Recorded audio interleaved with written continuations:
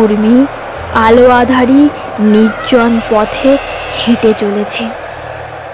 আর একটু দূরেই ঘুটঘুটিয়া ওই পোড়া মন্দির। রাস্তার চারিপাশে বিশাল বিশাল গাছ ছেয়ে রয়েছে। সূর্য অস্ত গিয়েছে, তবে হালকা আলোতে পথ দেখা যাচ্ছে।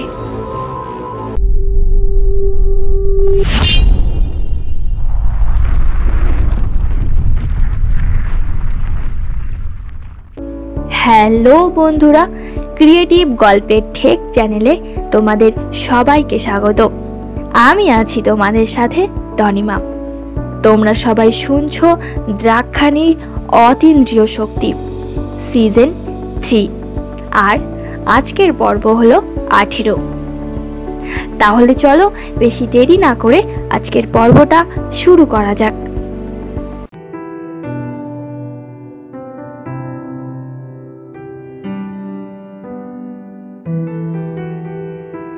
ইন্দ্র বরাবর জানে এই দক্ষনগরীর জমিদার মানেই তার বাবা মশাই আদিত্য নারায়ণ, আর তারপর আগামী জমিদার সে নিজে।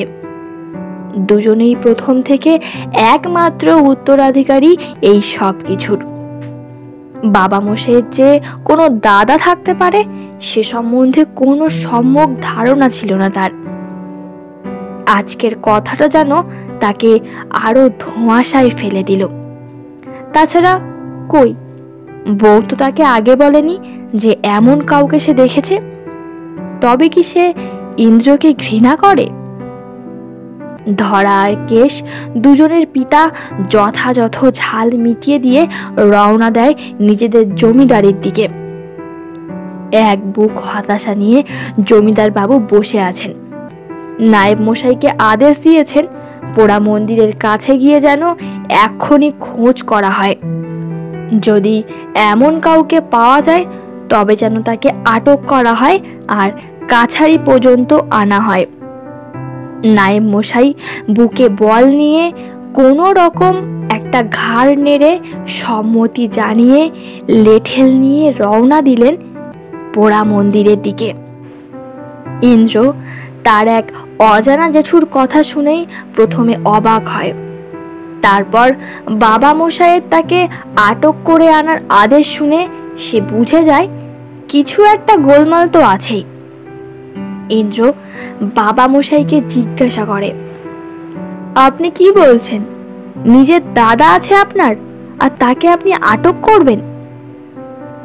জমিদার আদিত্য নারায়ণ শুধু বললেন, সে যদি খোলা থাকে তবে আমাদের মরতে হবে।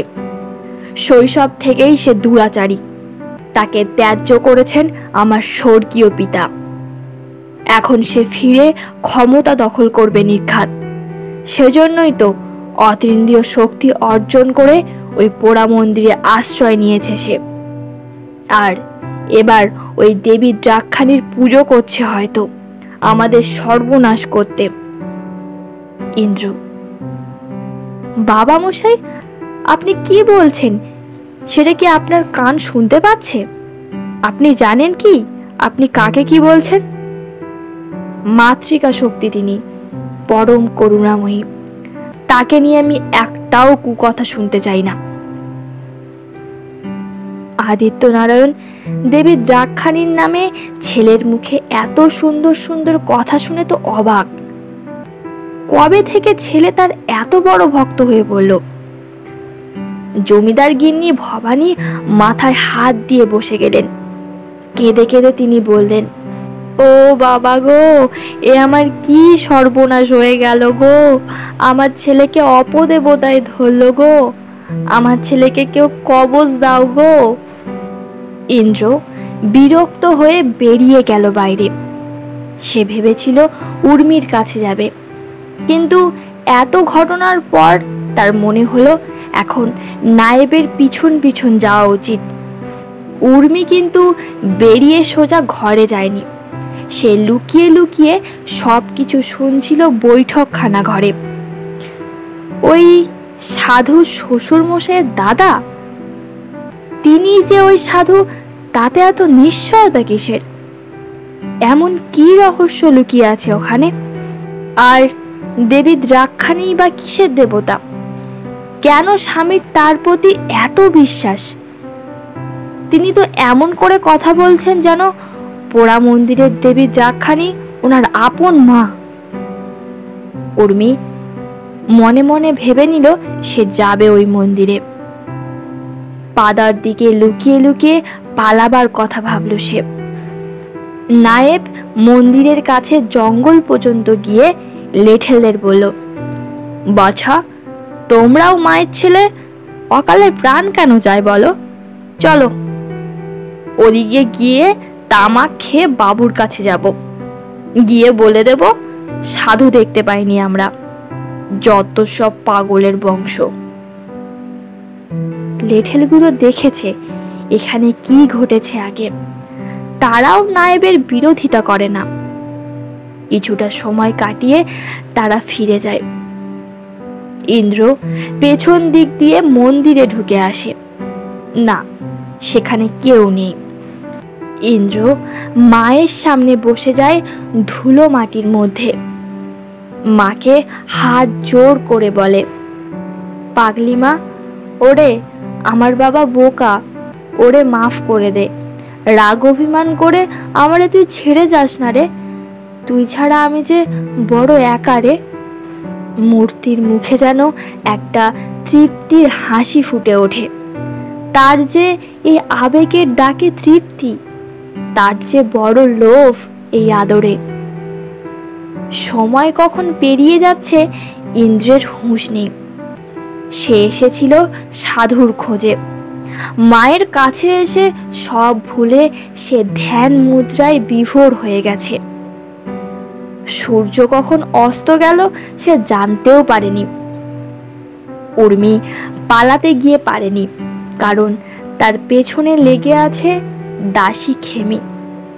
উর্মি ওই সকালের পর থেকে ইন্দ্রকে দেখতে পায়নি। ওদিকে নায়েব এসে জানিয়েছেন কোনো সাধু সেখানে নেই। উর্মির জেদ চেপে গেছে। তবে কি সে মিথ্যে বলছে নাকি? উর্মি অপেক্ষা করতে থাকে পালাবার সুযোগের। খেমি দুপুরবেলা মাটিতে আঁচল পেতে শুয়ে পড়েছিল। এমন সময় পা টিপে টিপে উর্মি ঘর থেকে বেরিয়ে পুকুরের দিকে আসে। না, পাদার দিকে পালাবার পথ নেই। এই পুকুর অনেকটা গিয়ে ওই দিকে শেষ হয়েছে। উর্মি জলে ঝাঁপ দিল। সাঁতরে সে গিয়ে উঠল দক্ষিণ পাড়ার দিকে। মাথায় ঘোমটা টেনে সে জিজ্ঞাসা করে করে পৌঁছে গেল পোড়া মন্দিরের দিকে। উর্মি আলো আধারি নির্জন পথে হেঁটে চলেছে। আর একটু দূরেই ঘুটঘুটিয়া ওই পোড়া মন্দির। রাস্তার চারিদিকে বিশাল বিশাল গাছ ছেয়ে রয়েছে। সূর্য অস্ত গিয়েছে, তবে হালকা আলোতে পথ দেখা যাচ্ছে। একটা সাপ খসখস করে পাতার ওপর দিয়ে চলে গেল। উর্মি বুঝল এই রাস্তা যেমন নির্জন তেমনই ভয়ঙ্কর। একা মানুষ শিয়ালের খপ্পরে পড়লে তারা দল বেঁধে খেয়ে নিতে পারে।